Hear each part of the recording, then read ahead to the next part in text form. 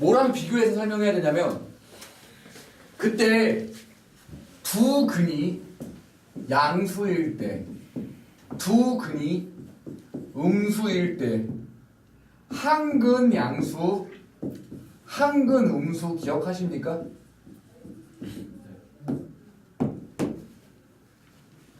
언제예요?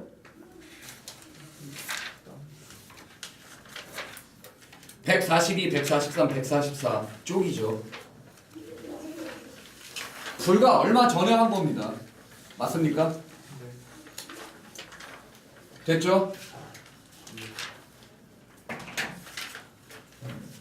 저 내용에 대한 문제에 대한 저 내용을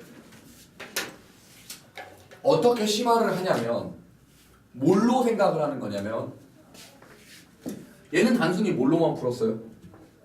풀었던 게 판별식과 이거와 이걸로만 문제를 풀었죠. 맞아요? 왜요? 두근 양수, 두근 음수, 두근 양수, 한근 양수, 한근 음수 이건 이걸로 커버가 되거든요. 이게 2차 방정식 왜 배운다 했죠, 쌤이? 2차 방정식 왜 배워요? 그쵸, 2차 함수와 x축과의 교점을 판단하려고 배우는 거죠. 맞습니까? 그러려고 배우는 겁니다. 맞습니까? 그쵸? 그래서 이게 발전을 합니다. 어떻게요? 근의 분리라는 명칭의 문제로 발전을 해요. 뭐가 다르냐면 실제로 쟤는 두근이 양수다, 두근이 음수다, 두근이 한근이 양수 음수다지만 159쪽엔 문제 자체가 이 내용은 똑같습니다. 얘는 봐왔던 것과 동일하죠. 실제로 142쪽 펼쳐보세요. 142쪽에 펼쳐보면 이런 조건을 주고 두근이 양수, 두근이 음수 이렇게 해서 143쪽 문제 보시면 바로 알 수 있죠. 143쪽의 기본 문제 9-9 문제 보면 바로 똑같다는 걸 알 수 있죠. 식이 똑같죠. 맞아? 그럼 얘는 문제가 1번 문제부터 어떻게 되는지 보세요. 두 근이 뭐라고 되어 있어요? 이거죠. 어디 창문이 열려 있는데 이거 오토바이 소리가 너무 리얼하게 들리는 걸?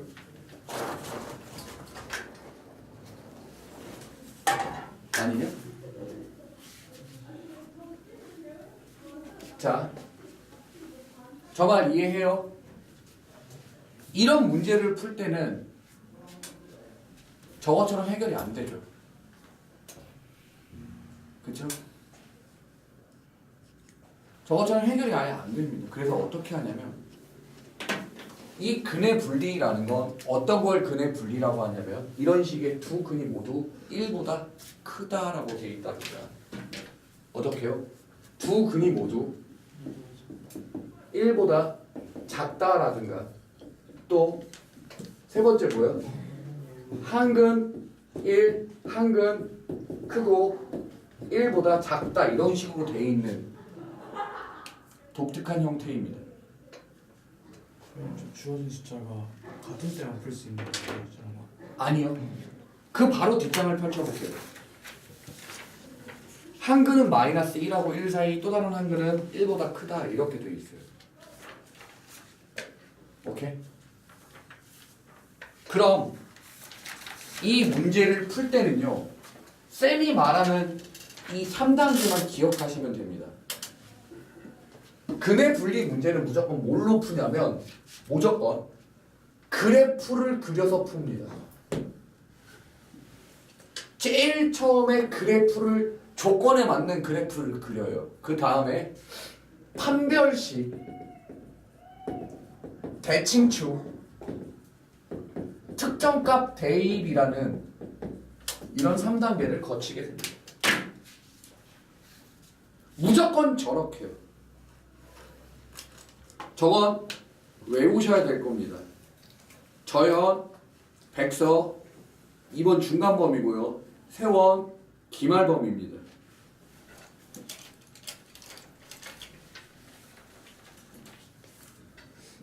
출제율은요 100이라고 보셔야 해요. 저연을 기준으로요. 알겠습니까? 세원 기말 때 무조건 나옵니다. 출제율 100이에요. 세원에서도. 백서 랜덤이 낼 때도 있고 최근에는 냈었어요.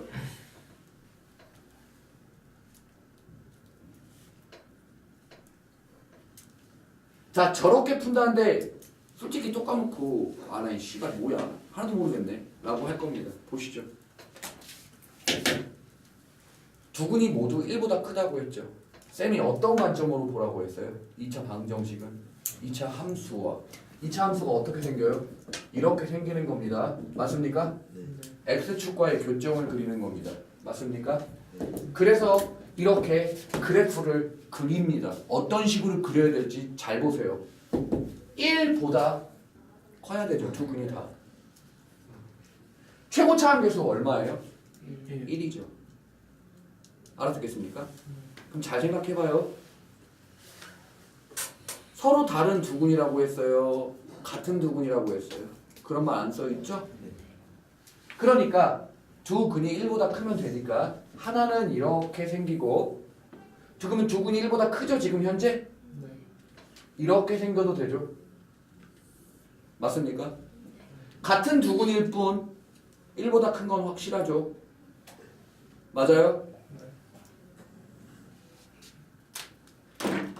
이해해요? 아 이런 모양의 그래프를 그려주면 우리는 바로 다 푼 거라고 생각하시면 됩니다. 이제 이거에 대한 구체적인 값들을 찾아보죠.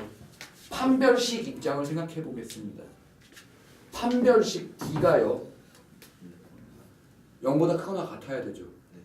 두 점에서 만나든 한 점에서 만나든. 그런데 잠깐만 들어보세요. 판별식을 쓰겠습니다. 반자리 판별식을 쓰죠. B'의 제곱 마이너스 AC죠. 0보다 크거나 같다고 했어요. 알아먹어? 알아먹어요? 자, 잘 들어. 얘만 쓰면 답은 아니야. 쌤 답인 것 같은데요. 왜 아니냐면 이것도 판별식 D가 0보다 크거나 같다 아니에요? 맞죠? 그쵸? 맞아요? 이렇게 돼도 판별식 D가 0보다 크거나 같다 아니에요? 맞죠? 그러니까 뭐만 쓰면 안 돼요? 얘만 쓰면 1보다 두근이 1보다 큰지 작은지 판단돼요? 안 돼요? 안 된다는 거죠. 알아먹어요? 이해해요? 됐죠? 돼? 그럼 판별식을 써서 이런 조건을 만족했어요. 조금 더 구체적이게 조건들을 찾아가 봅시다. 대칭축이라는 게 봐봐. 판별식 D로만 문제를 설명하면 안 되는 게 뭐였었냐면 얘는 맞지만 판별식 D를 보자면 이것도 생기죠? 대칭축이 서로 어때요? 얘는 1보다 큰 쪽에 있고 얘는 1보다 작은 쪽에 있죠? 이렇게 생기면 돼요? 안 돼요? 안 되니까 두 번째 거에 대칭축 여기서 마이너스 2a분의 b가 대칭축 꼭지점 x좌표라고 했죠? 얼마가 됩니까? m이 대칭축이죠? 그 대칭축이 누구보다 커야 돼요? 1보다 커야 돼요. 같으면요 어떻게 돼요? 중근될 때 어떻게 돼요? 치사하게 두 근 다 1이 되죠? 뭐가 안 돼요? 1보다 크다라는 말이 틀리게 됩니다. 근데 대칭축이 왜 M이에요? 마이너스 2a분의 b요. 근데 그 식을 여기서요. 처음 저 식에서 대입한 거예요? 저기 아니요. 여기서 꼭점의 x좌표를 찾은 게 이겁니다. m입니다. 이게 꼭점의 x좌표예요. 마이너스 2a분의 b라는 식을 내가 아까 저기다 써놨죠. 네. 그거를 그게 1보다 커야 돼요. 1보다 작으면 이렇게 생기니까요. 이렇게 안 되게 계속 만들어주는 중입니다. 이해했습니까? 오케이. 왜 여기서 이렇게 되는지 보자. 자, 들어요. 지금부터 하는 얘기. 자, 지금부터 하는 얘기 잘 들으십시오.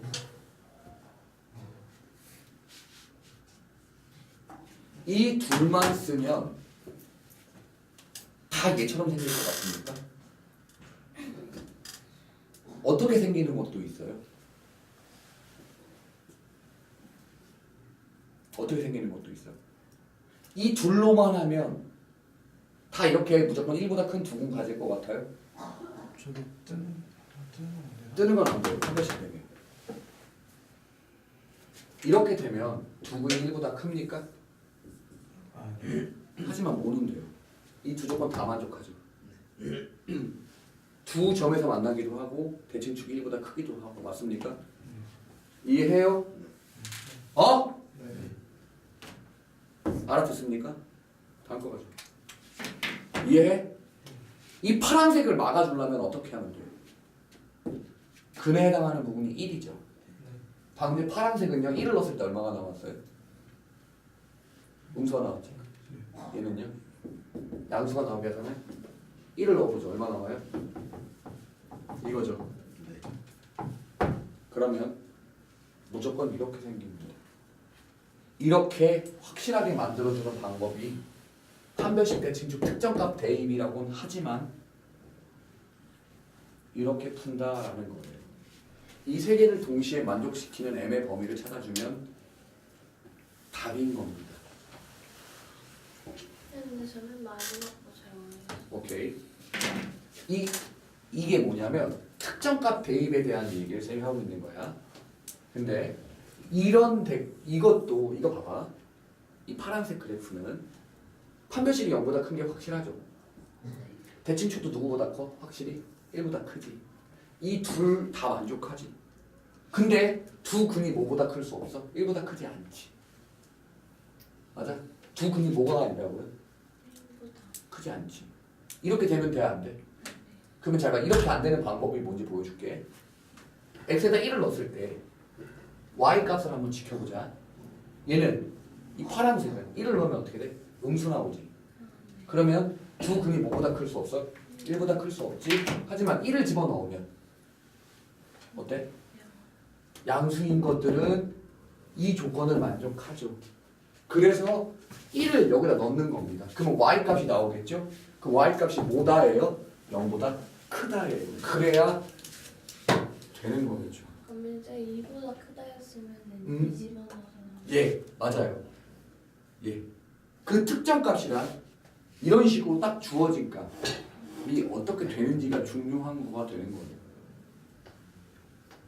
알아듣겠습니까? 바로 쌤이 바로 풀어주긴 할 건데요.